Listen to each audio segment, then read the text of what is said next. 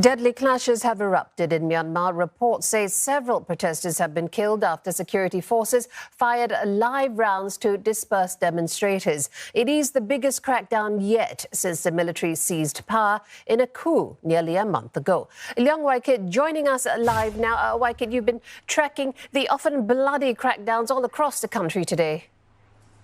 Jill, it has been a very intensive, a very stressful day for many people in Myanmar as well as those watching from outside. You're going to be seeing pictures on your full screen in just a while. These pictures are taken from my Twitter account. They have been given to me by contacts. I've also retweeted from local media. Many people who speak to me today have either just run away from tear gas or stun grenades or have just or are in hiding. Now, this one that you're seeing here, this is from a contact in Mandalay. This is taken while there was a protest in a hospital, and if you can just see right now here on the screen, police are outside the premises of this Mandalay hospital.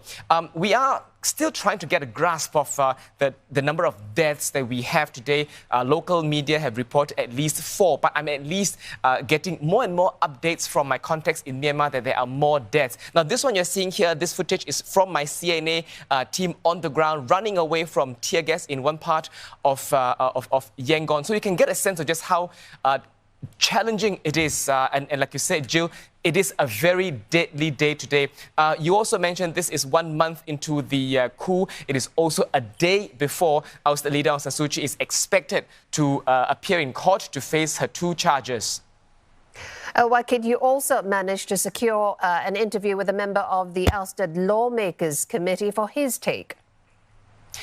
Yeah, that's right. This is Dr. Sasa, who is the UN representative. He's appointed by the committee representing Pidang Sulutor. Pidang Sulutor is a union government in Burmese. We spoke on a range of topics. He told me that the CRPH is going to form an interim government in the coming days.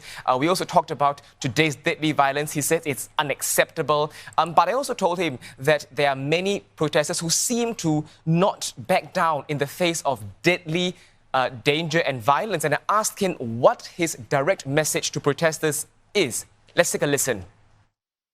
It's better to die than to live under military oppressive regime. Yeah, we all have experienced how bad they are. We have understand how cruel they are, and we have experienced the torture, the rape, the killing, the forced labor for many years. You know, how many years should we live under them again? So the people of Myanmar will never give up, will never surrender unless we get freedom and democracy. So I also asked Dr. Sasa what level of sacrifice he's willing to make for Myanmar. And he says that he will do his best to bring justice and democracy to the country.